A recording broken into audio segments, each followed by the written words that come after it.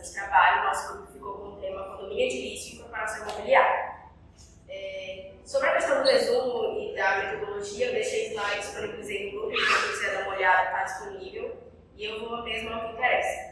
Primeiro, para a gente entender o que é o condomínio edilício, a gente tem que entender, voltar, na verdade, que foi a apresentação da semana passada, da minha ficha, no que é o condomínio de uma forma geral, para poder fazer esse contraponto entre esses dois temas. Primeiro, quando vocês esquecerem o que é condomínio de uma forma geral, vocês podem lembrar da palavra, pelo menos foi isso que me ajudou a recordar. Condomínio. Ninguém é mais do que ninguém. É um domínio entre duas pessoas, por exemplo. Aqui em Palmas tem muita questão, por exemplo, na Beira do Lago tem aquelas chácaras, né? Geralmente junta 2, 3 amigos, vamos comprar lá o terreno, vamos... Enfim, e aí cada semana fica com um, cada final de semana fica com um, e eles dividem as despesas e afins. Então isso seria uma forma de condomínio geral para vocês entenderem. Ninguém é mais do que ninguém, é condomínio, então são sempre juntos, tá? Agora, no que se refere ao condomínio edilício, ele tem uma pequena diferença nesse sentido. Por quê? Porque o condomínio geral, como eu falei, ninguém é mais do que ninguém, não tem essa questão da exclusividade. Mas o condomínio edilício, ele tem essa parte. Por quê? Porque quando a gente compra, por exemplo, um apartamento, a gente compra a parte privativa, que é a casa, né, em si, o apartamento em si, mas também a gente também compra uma fração das áreas comuns, que seriam as áreas de lazer, piscina, jardins, elevadores, enfim, a gente também tem uma parte dessa área comum. Então essa é mais ou menos a diferença entre um e outro, mas a gente vai falar melhor a respeito dessa parte do slide. Eu coloquei certinho os contrapontos para quem ficar meio perdido, dar uma se encontrar. Mas de uma forma geral, as diferenças são essas, que na parte geral, por exemplo, o condomínio geral não tem essa exclusividade, já na parte do condomínio edilício tem. Por quê? Porque tem a parte privativa. Se eu quiser fazer, por exemplo, eu quero dar a bandeira LGBT na minha parede, o problema é meu, entendeu? Ninguém tem nada a ver com isso. Então, tem essa parte privativa, obviamente tem que respeitar as leis condominais, tem que respeitar o próximo, né? Que o meu direito começa onde tem o terreno. Tem que ter essa questão do bom senso. Mas a questão da diferença é mais ou menos essa, também não pode modificar, por exemplo, a estrutura do prédio. No condomínio, por exemplo, geral, se eu quiser fazer uma modificação, eu vou lá e faço uma melhoria, eu vou lá e faço, ok, depois a gente vê com os outros, né, os outros donos, entre aspas. No condomínio edilício, não. Isso, inclusive, é uma das partes dos deveres. Por quê? Porque, por exemplo, eu não posso chegar no condomínio edilício, por exemplo, não gostei do azulejo da piscina. Pô, não gostei daquela cor, vou mudar, vou colocar uma piscina rosa. Não posso fazer isso sem falar com os outros. Por quê? Porque aquela fração é a área comum, não é uma coisa minha. É minha porque eu tenho uma parte, mas ao mesmo tempo que, entre aspas, não é, porque eu não posso fazer qualquer modificação sem, por exemplo, passar por uma assembleia, sem, por exemplo, ter essa concordância dos outros condôminos. Então, quando a gente fala de direitos e deveres dos condôminos, a gente fala muito dessa questão. Eu falo muito que essa questão de direitos e deveres não deveria nem ser regra, né? Porque é questão de bom senso. É simplesmente bom senso da gente saber, por exemplo, eu não posso fazer nada que afete a estrutura do prédio, eu não posso fazer nada que atrapalhe a vivência do outro. É tudo questão de bom senso. Eu tenho direito, por exemplo, de votar, por exemplo, nas assembleias. Enfim, então, como eu falo, é mais questão de bom senso mesmo.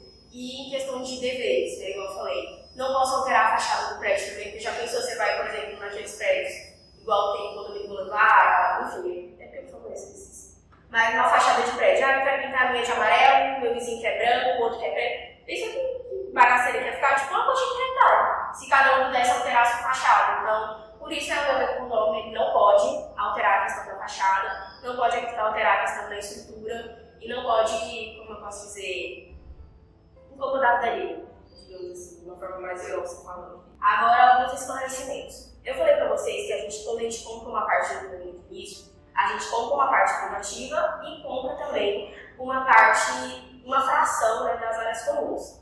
Mas tem uma exceção, tá bom? Duas, na verdade. A primeira é sobre a vaga de estacionamento. Mesmo que, por exemplo, aquela vaga seja destinada a mim, porque eu comprei, eu tenho uma parte daquela área comum, eu não posso alugá-la ou vendê-la para pessoas que estão fora do condomínio. Isso está lá no artigo 331 do Código Civil. Por quê? Já pensou se, por exemplo, eu tivesse uma vaga de carro, mas eu não tenho carro. Eu ando até uma de bicicleta, enfim, não faço uso daquela vaga. Mas meu amigo que mora 2 quadras aqui tem um carro e não tem uma garagem. Vou alugar, vou vender para ele, mas ele não é daqui. Ele mora próximo, mas não é daqui. Eu pensei que bagaceira, tipo, as pessoas entrando e visitando pessoas que não são condôminos. é suspeito, né? A gente nunca sabe o que se passa na cabeça do outro, então não pode ter essa sessão, não pode ter esse aluguel, não pode ter nada. Ou é sua, ou é combinado em assembleia, com todo mundo concordando com aquele aluguel para aquela pessoa, para aquela venda para aquela pessoa, enfim. E outra exceção que eu diria seria no que diz respeito às áreas comuns. Por exemplo, fala que não pode ceder, vender, alugar a sua fração da área comum para outras pessoas, por mais que ela seja sua. Por quê? Porque seria bizarro, por exemplo, eu tenho um apartamento, mas eu sou uma pessoa mais na minha, não gosto de festa, não usa piscina, não usa, por exemplo, geralmente tem aquelas áreas de festa, né? Não utilizo. Mas, na minha cabeça, quando eu estou precisando de dinheiro, por que não alugar a minha fração comum, né? Daquela área, por exemplo, de balada que tem, entre aspas, aquelas áreas de festa. Vou alugar para um amigo meu, já que é minha parte também, é uma parte minha, vou alugar para ele. Não pode também. Por quê? Porque é igual eu falei, a questão de gente estranha entrando dentro do condomínio, enfim, é questão de segurança mesmo, bom senso. Agora, sobre a questão da administração do condomínio. O condomínio ele pode ser administrado pelos próprios condôminos, porém, é recomendado que seja eleito alguém para representar esses condôminos. No caso, em relação com o professor, acho que mais está aguardando para falar, que é a questão do síndico. O síndico é esse representante dos condôminos, é feita a votação, ele pode durar mais ou menos de 2 anos, mas pode ser prorrogado, tanto que o professor foi mais de 15 anos aí, o síndico, né? Mas, no que diz respeito à questão administrativa, também existe o conselho fiscal. É outra possibilidade além do síndico. Como eu disse, a lei não é substitutivo, tá, gente? O conselho fiscal ele não substitui o síndico de maneira nenhuma. Ele é como se fosse pelo menos ao meu entender, como se fosse um supervisor do síndico. É tipo assim, ele tá ali para cobrar. Viu que tem alguma coisinha errada aqui, ele vai cobrar o síndico para que aquilo seja esclarecido, tá bom? Mas nunca substituir o síndico. Agora, no que diz respeito ao próprio síndico, uma coisa que me assustou muito, porque eu não sabia que era possível, é que o síndico não precisa ser do próprio condomínio, né? Ele não precisa ser um condômino. Que eu achei muito estranho, já pensou uma pessoa que não mora ali? Eu ia comentar uma coisa dessa. Mas, enfim, o síndico ele não precisa ser um condômino necessariamente. E ele tem tipo, um mandato, uma representação de 2 em 2 anos, podendo ser prorrogado. Sobre as competências do síndico, são várias, tá? Tá no artigo 1347 do Código Civil. Quem se interessar pode abrir o código, tá todos lá especificados, tudo certinho, bonitinho.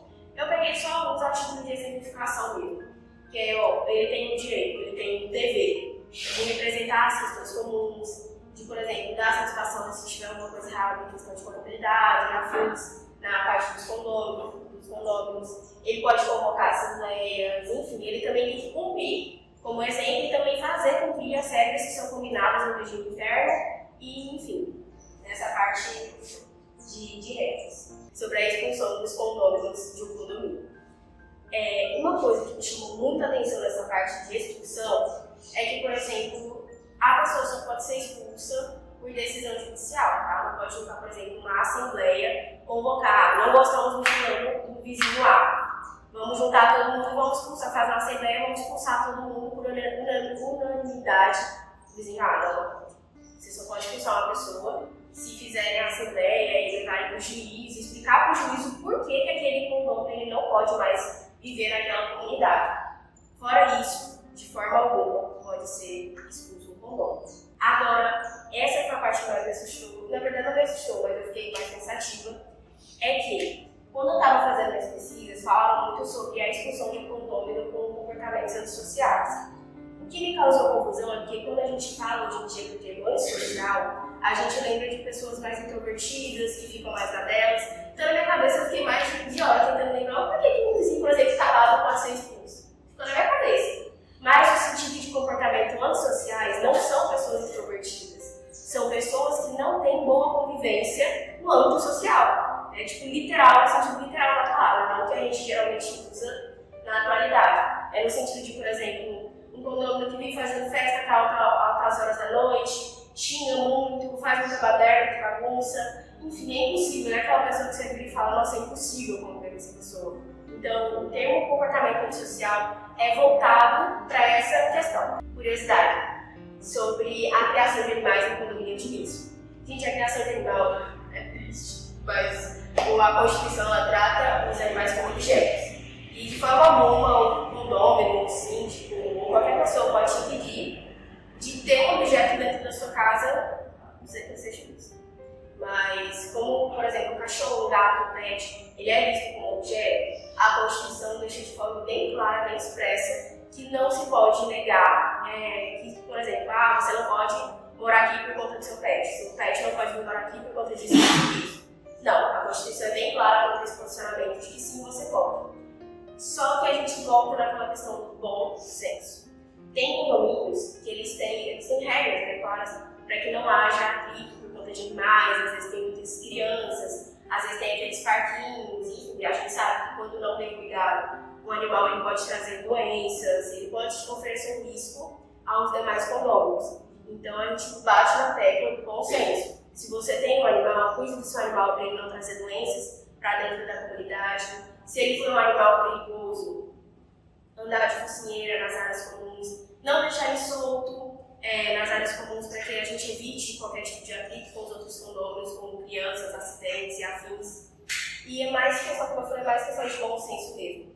Mas alguns condomínios exigem essas regras de circulação dos animais. Agora, no que diz respeito à legislação, para quem tiver um pouco mais de curiosidade a respeito do tema, pode pesquisar dentro dessas legislações que vai no condomínio edilício, vai do 1331 até o 1358 do Código Civil, tá bom? Só vocês abrirem qualquer coisa também, mandei, só clicar em cima do link que já vai direto também do site do Planalto, enfim. Para quem não entendeu porcaria nenhuma que eu falei na minha apresentação, esse é um resumo. Vocês podem estudar por ele, que não tem problema nenhum. Que é um resumo basicamente de tudo que eu falei. O que eu falei a mais é mesmo uma curiosidade para vocês terem uma noção de como funciona. Até porque, por exemplo, eu estava até comentando com os meninos. Eu não tinha essa noção que existia uma diferença entre condomínio geral e condomínio edilício. Para mim era condomínio, era tudo a mesma coisa. Então, saber essa diferença, saber que existe e entender, eu acho muito importante. Então, para quem está meio perdido, chegou depois, não entendeu, às vezes alguma coisa que eu falei, um posicionamento, pode dar uma olhada nesse esquema, tá bom? Agora vou começar falando sobre a incorporação imobiliária. Na acepção jurídica, o termo de incorporação imobiliária já quer dizer vender um imóvel que ainda não existe, que ele ainda está apenas na planta. Aí o artigo 28, parágrafo único da lei número 4.591/64, ela traz uma definição. Ela diz: considera-se a incorporação imobiliária a atividade exercida com o intuito de promover e de realizar a construção para alienação total ou parcial de edificações ou de um conjunto de edificações composta por várias unidades autônomas.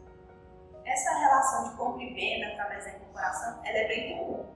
Tem-se casas, apartamentos, unidades comerciais e condomínios, e eles também podem ser conhecidos como unidades autônomas. Os personagens principais ou os protagonistas dessa relação é o proprietário do terreno, a construtora e a incorporadora. O incorporador imobiliário ele vai participar ativamente na articulação de comercialização desses imóveis, na viabilização dos projetos, no estudo e na análise desse terreno, e ele também vai verificar alguns aspectos físicos desse empreendimento.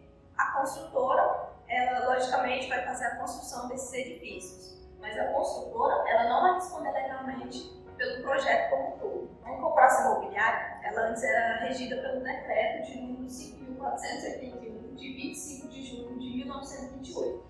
E ele versava sobre a alienação de edifícios com mais de 5 andares. Mas aí depois ela foi substituída pela atual, que é a lei número 4.591/64, que é a lei dos condomínios e da incorporação imobiliária. Essa função de incorporação ela tem 4 pontos principais. Que tem a incorporadora, que, como eu disse, ela vai ser responsável por avaliar a viabilidade econômica dessa obra, e ela também vai integrar uma parceria entre o dono do terreno e a construtora. A construtora, ela vai fazer a construção, o dono do terreno, ele é o proprietário que vai ceder o espaço para que seja executada essas obras.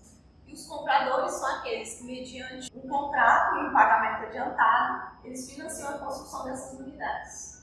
Na prática, essas incorporações, elas obtêm os terrenos e elas geralmente oferecem algum desses terrenos como uma forma de pagamento ao próprio dono do terreno. Depois elas entregam às construtoras e aí elas comercializam essas edificações restantes para conseguir o A construtora, ela até pode atuar como uma incorporadora, mas na incorporação, no projeto dessa incorporação, tem sempre essas 4 funções distintas. A finalidade. A finalidade para que essas construções sejam feitas pode ser tanto para serem unidades residenciais quanto comerciais.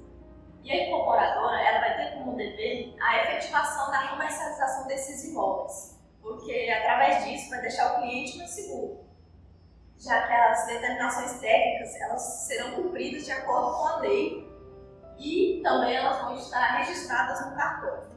Sobre as documentações exigidas no processo, como a própria Ângela já falou, a incorporação imobiliária ela vai ter vários entes envolvidos, como por exemplo o incorporador, que talvez compre o terreno, a construtora e o comprador, que vai obviamente fazer o financiamento da construção. E dentro desses trâmites há muitas documentações que precisam ser cumpridas para que tudo ocorra como planejado. Então, por exemplo, você vai comprar um terreno, você tem que ter a cópia autenticada do título aquisitivo do imóvel. Você, pessoa física, documenta a identificação pessoal do proprietário do terreno. E muitos outros documentos que, obviamente, mais do que estão presentes aqui, para efetivar todo o projeto de incorporação imobiliária. Além disso, a construtora, para a construção, também precisa de outros documentos, como, por exemplo, projeto arquitetônico aprovado pelas autoridades competentes. Além disso, tabelas detalhando as especificidades da obra e até mesmo relatório com as descrições técnicas de garagem. Então, vê que há toda uma pesquisa, tanto de custos como de estruturas e sobre o projeto de montagem arquitetônica de toda a construção, que é importante estar documentado antes de acontecer o alvará de construção, que provavelmente vai ser efetivado e aí você pode fazer o registro de incorporação no cartório de registro de imóvel. Para além das documentações exigidas, você tem a tributação, que também é uma outra parte complexa do processo e que nessa atividade traz algumas peculiaridades, que é sob mais de um regime, sendo que a escolha do melhor regime pode significar uma redução no custo do orçamento da obra e natural aumento da rentabilidade para o consumidor. Essa é uma outra etapa que você pode escolher um regime tributário dependendo de como você está fazendo a incorporação, que também, obviamente, está na legislação em que a AGEA trouxe nos slides anteriores. Dada essa complexidade toda da incorporação imobiliária, você pode utilizar algumas dicas práticas para que você faça todo o empreendimento valer. Então, sempre faça estudo da viabilidade econômica e comercial do empreendimento. Conheça o terreno, o espaço físico que comporta o projeto. Estude o projeto de empreendimento e saiba o que está sendo planejado. Confira a aprovação do projeto de construção do empreendimento. Junte todos os documentos necessários para o registro de incorporação imobiliária de acordo com a lei. Como eu disse anteriormente, são vários documentos. E confira todas as propostas, planejamentos e promessas foram cumpridos após, obviamente, o término da construção. Para resumir tudo que foi falado por mim e pela Ângela, aqui tem um ciclo de incorporação imobiliária. Claro que não precisa acontecer exatamente como está aqui, mas normalmente você tem um período de pré-construção, onde há a compra do terreno e desenvolvimento do projeto. Então, você pode desenvolver o projeto anteriormente, então se reunir com a construtora, se reunir com os possíveis compradores e financiadores do projeto imobiliário e, obviamente, reunir todos os documentos necessários, ver os custos, ver o tributo que vai ter que pagar para que todo o projeto seja concluído. E aí você vai chegar no alvará de aprovação, que normalmente é feito se não me engano, pela prefeitura, mas obviamente vai ter uma equipe técnica da prefeitura trabalhando junto.